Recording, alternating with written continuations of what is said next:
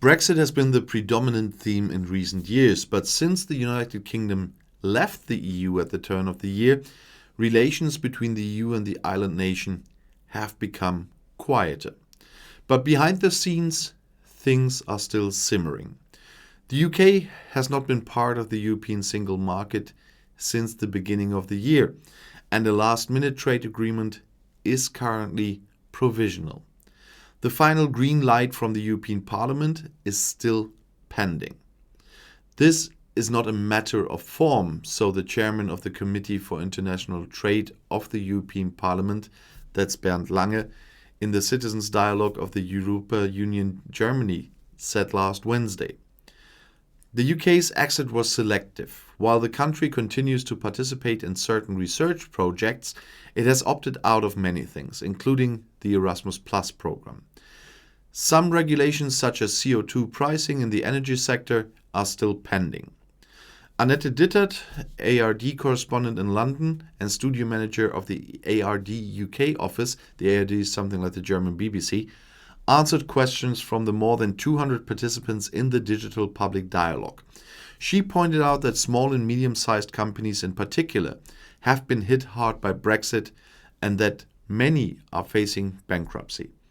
Even many fishermen who were previously vehement supporters of Brexit are now aware of this. But the government around Prime Minister Boris Johnson avoids the issue of Brexit in public.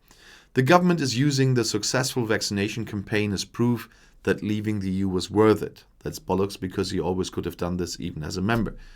The current dispute over the corona vaccine from the manufacturer AstraZeneca also shows the strategy of the UK government vis-à-vis the EU.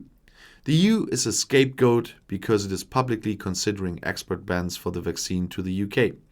While the British manufacturer's vaccine is being shipped there in large numbers, AstraZeneca has cut deliveries to the EU significantly and has failed to keep promises. In the UK, however, this is hardly part of the debate. Despite the catastrophic organization, the group enjoys great recognition in the British media. When asked about media plurality in the United Kingdom, Dittert expressed concern. The public broadcaster BBC no longer dared to report on Brexit because the station was intimidated by the government's aggressive policies. From the summer there will also be 2 new TV channels, GB News and UK News, which will operate similarly to Fox News in the USA. There are therefore few media in Great Britain that report factually and impartially. Many of them are also controlled by media giant Murdoch. Even in the run-up to the Brexit referendum, the great influence of this reporting was evident. Most newspapers reported with a clear ideological focus. For example, the Daily Mail sided with the Brexit advocates. For the most part, the Scottish people assessed the political situation in the United Kingdom differently than their English neighbours, and had already voted in favour of remaining in the EU in the Brexit referendum. The exit from the EU is fueling the independence movement, and the incumbent First Minister Nicola Sturgeon and her Scottish National Party, the SNP, are well ahead in polls. A first independence referendum in 2014 failed, but Brexit changed the initial situation. Young Scottish people in particular are demanding independence and re-entry into the EU. According to Annette Dittert, the Scottish people are a deeply social democratic society that finds the turbo-capitalism of the Tories in London mostly terrible and identifies itself more with Northern Europeans. The situation is uncertain, as the UK government would have to agree to Scotland leaving the UK, something Johnson vehemently opposes. But things are simmering in the west of the country too. In Northern Ireland, citizens had also spoken out in favour of remaining in the EU. The negotiations of the Brexit deal between Brussels and London were particularly delicate here, because the political situation on the Northern Irish border has never been completely pacified since the Good Friday Agreement in 1998. In the Citizens' Dialogue, Bernd Lange explained the current regulation. This stipulates that customs declarations must be submitted for goods from England, Scotland and Wales to Northern Ireland, and EU certifications must be complied with. Johnson had spoken publicly about wanting to ignore this regulation. Lange complained that the British government is not sticking to the agreement and that the EU is being blamed. In fact, the mood is so tense that European officials were unable to come to the Belfast office for a week in February because their safety was not guaranteed.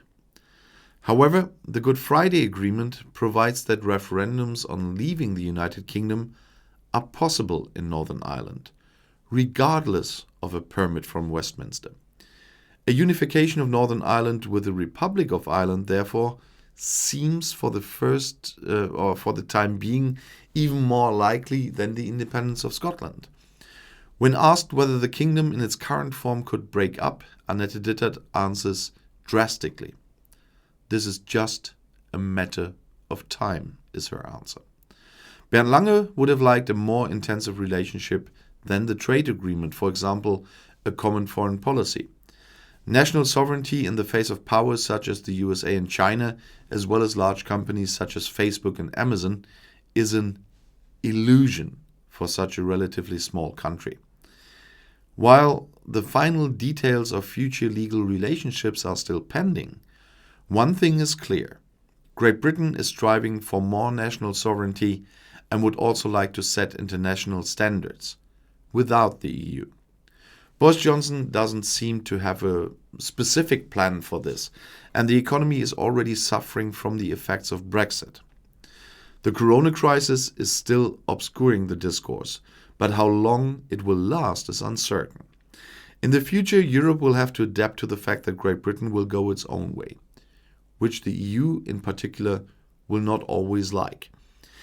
It is therefore up to us citizens first of all to maintain friendly relations with our British neighbours and to see if we can stop all that saber rattling, all this muscle flexing, all those digital hate spreading we see. Once again, if I look in the comments of my videos, it is sometimes really scary, not for me personally, but in general, how easy people can be influenced by headline propaganda. That is more scary than the whole Brexit thing and everything else. I thought we are more educated nowadays. Because of digitization, we would have more chances to inform ourselves and to arm ourselves against stuff like this.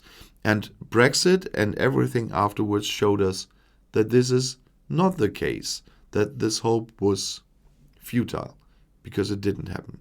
It works for some people, but for many people it doesn't. And talking about scary things, if you have seen my April 1st prank video, most of you, of course, immediately got it. But another scary thing is there are lots of people who believed it. Although, if you look on the content of my channel, how could you believe that? But there still are people who believe that, who are really celebrating the content of that video. I really thought, oh my God. Okay, I'm not saying the words I really had in my mind. But you see what I meant. But I'm trying to keep you informed the best I can about what is going on in the UK from an outside view and going on here towards the UK and in relation to the UK. And if you want to stay informed, please subscribe to my channel. Auf Wiedersehen.